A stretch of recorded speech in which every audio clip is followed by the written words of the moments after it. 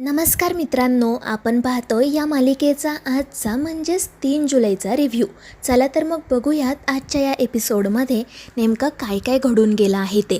तर पहिलाच सीन आपल्याला असा बघायला मिळतो की केदार घरातील सगळ्या स्त्रियांना हाक मारत असतो आणि त्याचा आवाज ऐकून तारीनी धावतच हॉलमध्ये येते आणि त्याला विचारते की काय रे केदार, काय झालं आणि मला सांग, हे सगळं जेवण कोणी बनवलं. तोपर्यंत इतर सगळ्याजणीसुद्धा त्या ठिकाणी येतात, परंतु आल्या ईशा आणि ती निशी लगेचच केदारसोबत वाद घालायला सुरुवात करतात. ईशा म्हणत असते की केदार, हे बघ, मला ना आता जेवणाच्या वेळी कोणताही ड्रामा नकोय. कशाला तू आम्हा सगळ्यांना इथे बोलावून घेतले, सांग लवकर. निशीसुद्धा म्हणत असते की केदार, तुला आमच्याकडून आता अजून कौतुक करून घ्यायचे का रे. आणि त्यावेळी केदार त्या सगळ्यांना शांत करत म्हणतो की हे बघा, असं काही नाहीये. मी तुम्हाला इथे उपवास सोडायला बोलावलं आहे. हे बघा, मी स्वतः तुमच्यासाठी जेवण बनवलंय. आणि मग त्यानंतर सगळ्यांचं लक्ष जातं डायनिंग टेबलकडे आणि केदारने बनवलेलं ते जेवण पाहून, वाढलेली ताटं पाहून त्यांच्या तोंडाला तर पाणीच सुटतं. आणि मग त्यानंतर चेतना काकू आणि तारीने केदारचं अगदी मन भरून कौतुक करतात. आणि मग त्यानंतर केदार त्या सगळ्यांना जेवायला बसायला सांगतो आणि अगदी स्वतःच्या हाताने त्यांना वाढतो. आणि त्यावेळी तारीने त्याला म्हणते की केदार, तू सुद्धा आमच्यासोबत बसून जेवण कर ना. परंतु केदार म्हणतो, नाही तारीने, आजचा मान तुमचा आहे, आम्ही सगळेजण नंतर बसतो. आणि ते ऐकून तारीनेही लाजून हो म्हणते. तितक्यात चेतना काकू म्हणते की केदार, आता आणायचे तू इथे आहेसच, तर तारीनीला तुझ्या हाताने घास भरव, म्हणजे तिचा उपवास सुटेल. आणि हे ऐकून केदार तर एकदम एक्सायटेड होतो आणि आनंदाने लगेचच हो सुद्धा म्हणतो.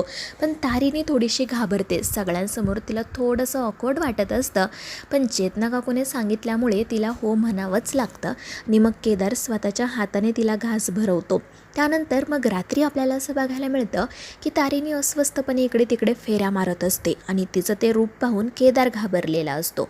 तो विचारत असतो की बॉस, काय झालं, माझं काही चुकलंय का. आणि त्यावेळी तारीने म्हणत असते की केदार, मला कळतच नाही आहे तुझं काय चाललंय ते. तिथे सुद्धा सगळ्यांसमोर माझा व्हिडिओ काढत होता आणि आता तर काय सगळ्यांसमोर मला चक्क तू घास भरवला. आणि त्यावेळी केदार म्हणतो की बॉस, माझ्या बायकोसाठी मी इतकं तर करूच शकतो ना. आणि त्यावेळी तारीनी म्हणते, हो कळतंय मला, पण आत्तापर्यंत आपण हे सगळं फक्त एक नाटक म्हणून करत होतो, पण आता हे सगळं खरं आहे ना, त्यामुळे मला ना थोडासा वेळ लागतोय, थोडंसं ऑकवर्ड वाटतंय. आणि त्यावेळी केदारसुद्धा अगदी सहजपणे तिचं म्हणणं समजून घेतो. तो काही रागावत नाही किंवा तारीनीवर चिडतसुद्धा नाही. तो म्हणू लागतो की बॉस, कळतंय मला तुला काय म्हणायचं आहे ते, मी उगाचच घाई करत होतो, पण यापुढे असं खरंच काही होणार नाही. आणि ते ऐकून तारीनीलासुद्धा बरं वाटतं. आणि मग त्यांचं हे बोलणं सुरू असतानाच येतो कमांडरचा कॉल.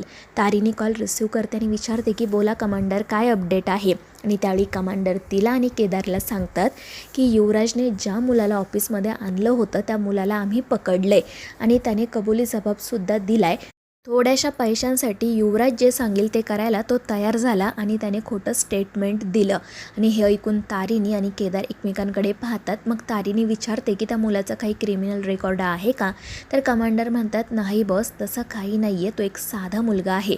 आम्ही 2 फटके ठेवून दिल्यावर तो गुपचूप सगळं बोलला आणि त्याचा तो कबुली जबाबाचा व्हिडिओसुद्धा आम्ही तुम्हाला पाठवला आहे, तुम्ही एकदा चेक करून घ्या.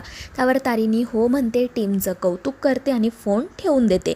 त्यानंतर केदार म्हणू लागतो की बॉस, आता आपल्या हातीनं खूप मोठा पुरावा लागला आहे, आता त्या युवराजचं खरं रूप सगळ्यांसमोर यायलाच हवं. पण त्यावेळी तारीनी मात्र काळजीने म्हणते की जेव्हा कौशिकीताईंना हे सगळं कळेल तेव्हा त्यांना किती त्रास होईल. पण केदार म्हणतो की अगं तारीने, ताईला थोड्या वेळासाठी त्रास होईल, पण ती या खोट्या आनंदातून निदान बाहेर तरी पडेल आणि सत्य काय आहे हेही तिला समजेल. आणि त्याचं ते म्हणणं तारीनीला सुद्धा पटतं. त्यानंतर मग दुसरा दिवस उजाडतो. कौशिकी तिचं काम करत बसलेली असते आणि त्यावेळी चक्क हा युवराज तिच्यासाठी कॉफी घेऊन त्या ठिकाणी येतो. आणि युवराजने आपल्यासाठी कॉफी आणली हे पाहून कौशिकीला सुद्धा आश्चर्य वाटतं. ती त्याच्याकडे क्षणभरासाठी पाहतच राहते आणि विचारते की अरे युवराज, हे सगळं काय आहे. आणि तेव्हा हा मुलगा नाटक करत म्हणू लागतो की ताई, अगं मी गेल्या अनेक दिवसांपासून बघतोय तू स्वतःला कामामध्ये अक्षरशः गुंतवून घेतलंय, तुझं खाण्यापिण्याकडे अजिबात लक्ष नसतं. म्हणून म्हटलं की आज आपणच ताईसाठी कॉफी घेऊन जावं, तेवढंच तिच्याशी बोलता येईल आणि 4 कामाच्या गोष्टी शिकताही येतील. आणि युवराजचं असं बोलणं ऐकून कौशिकीला आश्चर्य वाटतं आणि त्याचसोबत आनंदही होतो. आणि मग ते दोघेजण एकमेकांशी बोलत बसतात आणि बोलता बोलता हा युवराज बरोबर त्याने जी काही खोटी बातमी आणलेली असते त्याचा विषय काढतो आणि कौशिकीला वरतोंड करून म्हणतो सुद्धा की ताई, मी आणलेली बातमी कधी टेलिकास्ट होणार आहे गं? तुझा काय माझ्यावर विश्वास नाही आहे का? माझ्या जागी जर आता केदार असता तर तू त्याने आणलेली बातमी 10 वेळा टेलिकास्ट केली असती.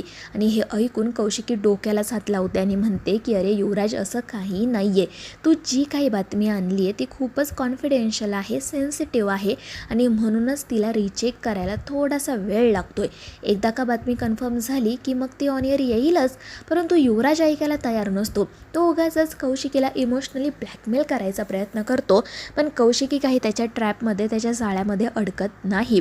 आणि मग त्यानंतर युवराज तेथून निघून जातो. दुसरा सीन आपल्याला असा बघायला मिळतो की तारिणी मस्तपैकी सगळ्यांसाठी उपमा बनवत असते. तितक्यात तिथे येतो केदार आणि तो तारिणीला मुद्दाम म्हणतो की अगं बायको, इथे किचनमध्ये मी उंदीर पाहिला. त्यामुळे तारिणी घाबरते, इकडे तिकडे पळू लागते आणि तिला असं घाबरलेलं पाहून केदारला मात्र हसू येतं.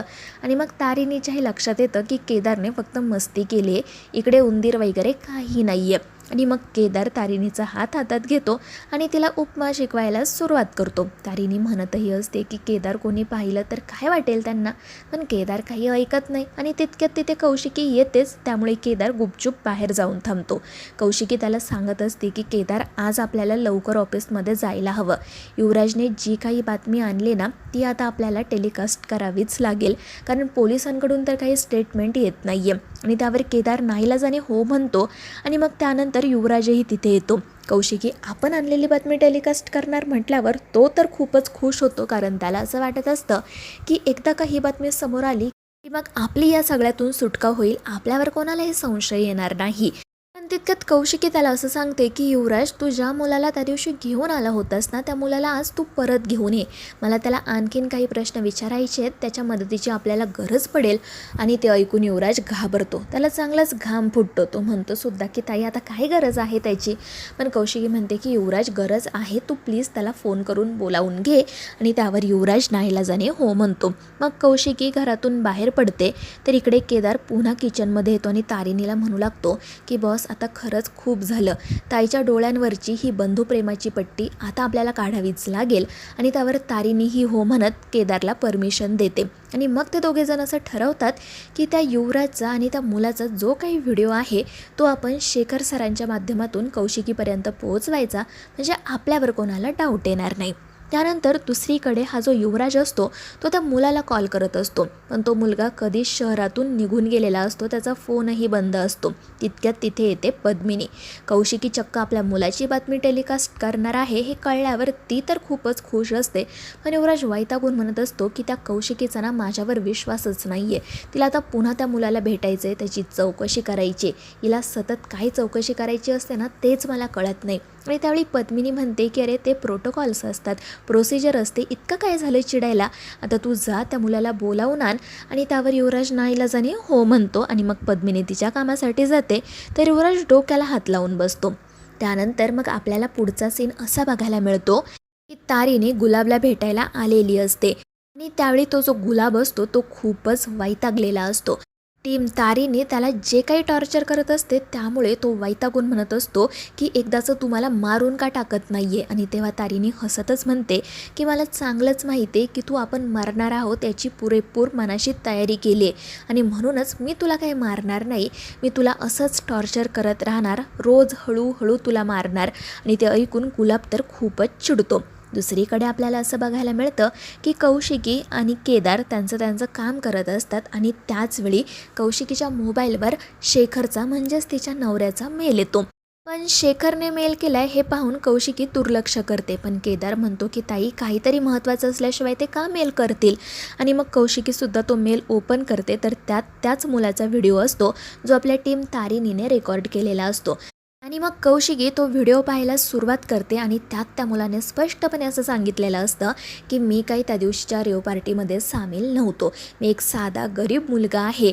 M&Mचे एम्प्लॉई युवराज खांडेकर यांनी मला पैशांचं आमिष दिलं आणि त्याच पैशांसाठी मी कौशिकी खांडेकरांसोबत खोटं बोललो, पोलिसांवर आरोप केले. आणि त्या मुलाचा हा कबुली जबाब ऐकून आणि पाहून कौशिकीच्या पायाखालची जमीनच सरकते. तितक्यात तिथे येतो युवराज. हा तर उगाच ओव्हर ॲक्टिंग करत कौशिकीला म्हणू लागतो की अगं ताई, माझं आत्ताच त्या मुलाशी बोलणं झाले आणि त्याने मला सांगितलंय की गावाकडे माझी आई खूप आजारी आहे, मी तिच्याकडे चाललो आहे. आणि मग मी सुद्धा म्हणालो की ठीक आहे, तू आईची काळजी घे, तुला इकडे यायची काही गरज नाही, मी सगळं हँडल करेल. आणि ते ऐकून कौशिकीच्या तळपायची हाक मस्तकात जाते.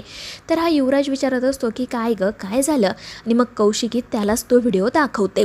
दुसरीकडे मीडिया साधू सरांकडे गेलेली असते आणि ती साधू सरांना त्याच रेव पार्टीबद्दल वेगवेगळे प्रश्न विचारत असते. आणि तेव्हा साधू सर सांगतात की हो, त्या रेव पार्टीमध्ये आम्ही एका खूप मोठ्या क्रिमिनलला अटक केली आहे आणि ते त्या गुलाबचं नावसुद्धा जाहीर करतात. दुसरीकडे व्हिडिओ पाहून युवराज पुन्हा म्हणू लागतो की नाही नाही ताई, मी असं काही केलेलं नाही आहे. अगं, हा मुलगा खोटं बोलतोय. मला असं वाटतंय की ह्या सगळ्यामागे पोलिसांचाच काहीतरी डाव आहे, ते मला यात अडकवण्याचा प्रयत्न करतायत. आणि तो उगाचच आरडाओरडा करू लागतो.